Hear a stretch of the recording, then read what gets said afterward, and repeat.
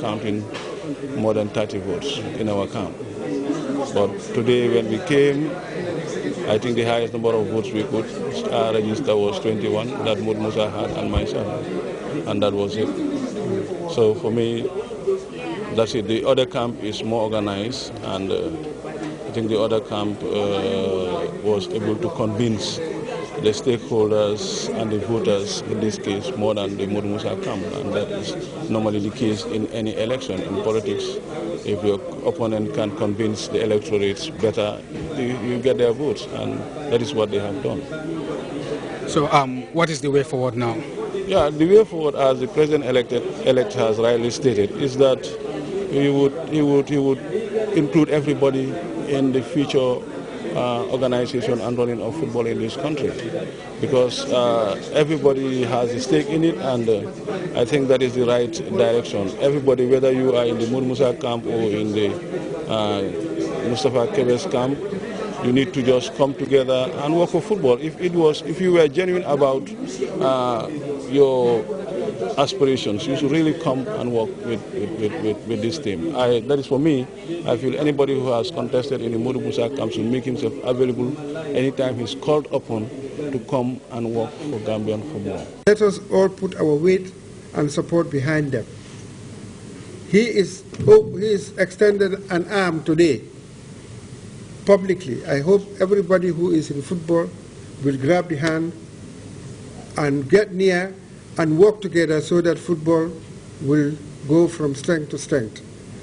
I agree with him when he talked about structures and capacity building. You cannot develop football in a day or in a month or in a year.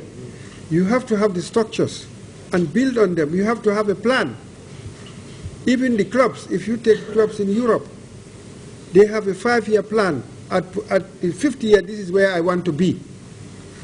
You have to crawl step by step before you get to where you want to be. You have to plan. It has to be a strategic plan. It cannot come out of the air. It doesn't happen. If it happens, it's not sustainable. Well, Mustafa Kebe and his team might be celebrating their victory, but the task that lies ahead of them is a big challenge. And in order to restore credibility on Gambian football, Kebe and his team must start work immediately.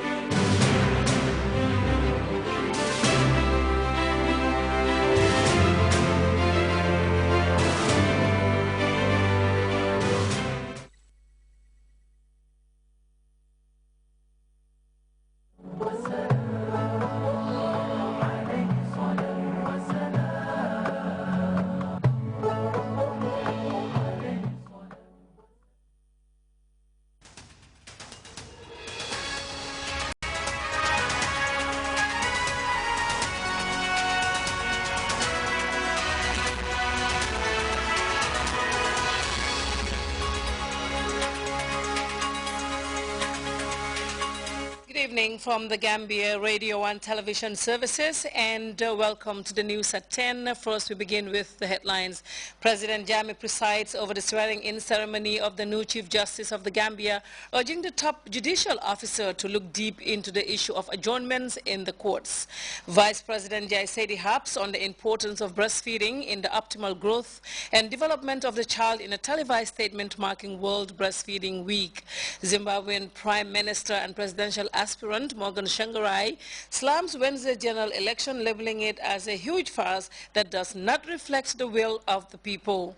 And British tabloid The Guardian releases a new secret surveillance program, condemn ex-Keys Corps and NSA spy tactic that allows U.S. agents to assess nearly everything on typical user does on the internet. These are now the stories coming ahead in the news. I am Fatou Kamara.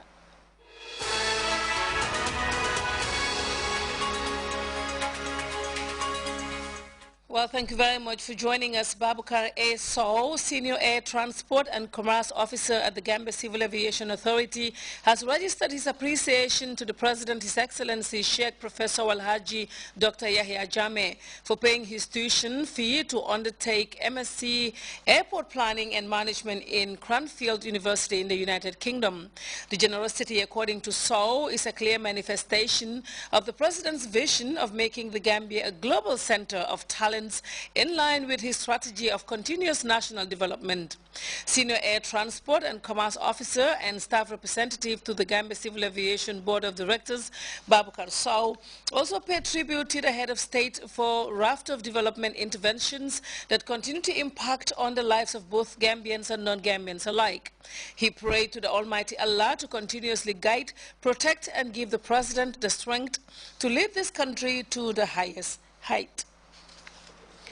The President, His Excellency Sheikh Professor Alhaji Dr. Yahya Jammeh, Thursday presided over the swearing-in ceremony of the new Chief Justice of the Gambia, Justice Mabel Agyemang. Speaking at the ceremony, the Gambian leader urged Mabel to look deep into the issue of adjournments in the courts, adding that the problem is affecting litigants in remand. Well, the report by Abdunjai will come later in the news. The outgoing Cuban ambassador to the Gambia, Her Excellency Ines Fernandez, Thursday bade President Jammeh farewell at the end of her tour of duty. Ambassador Fernandez told the State House press corps shortly after meeting the Gambian leader that she takes with her fond memories of the Gambia and her people. Here's an excerpt of Ambassador Fernandez's interview. It's been amazing. It has been a great experience. I won't forget what I have lived in this country. I have received the support not only of the Gambian authority, but also mainly from the Gambian people. So I have unforgettable memories of the Gambia and the Gambian people. And I will seize this opportunity to thank all of you, to thank all my brothers and sisters in the smiling coast of Africa. Thank you so much. And then you have come here to bid farewell to His Excellency the President. I mean, what was his reaction?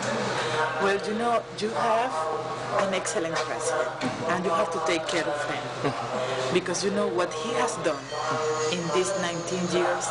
It's something amazing. It's something that you have to consider, that you have to take care, because you know the world is living difficult moments, and sometimes people think, you know, we are living in a poor country, but you have much more than rich countries have.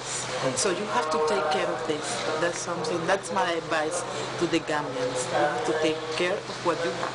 You have a lot, because you have a peaceful country, you have a lovely country, you have excellent people in the Gambia. That's something you have to consider, that's something you have to take care of. Very, very wonderful. But before we leave you, how will you describe the relations between Cuba and the Gambia as you come to the end of the term? Historical relationship. And every day the relation grows and grows and grows. And we are very, very, very grateful about the successful in the relationship between Gambia and Cuba. Two small countries, because you know Cuba is also small countries, but the relationship between our two countries are great, excellent. We have excellent bilateral relations between our two countries.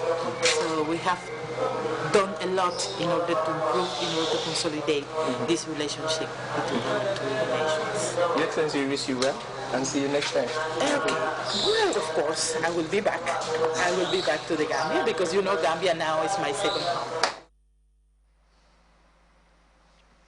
Ambassador Fernandez there, speaking to State House Press Corps. The Kanilai family farms announces a major price reduction in the sale of its cement at the Canifing store.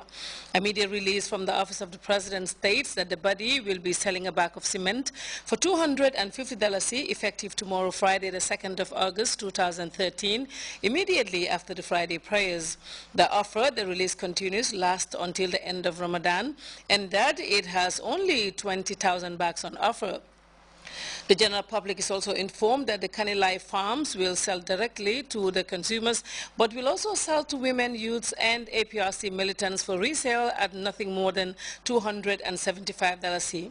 Those interested can be accompanied to the store by the National Youth Mobilizer Pierre Minte tomorrow, Friday, the 2nd of August 2013. The release from the Office of the President strictly warns against the unauthorized sale of the cement and urges interested persons to contact Lieutenant Ansumana Sanyang of the Kanilai Farms on 994-3984. That's 994-3984.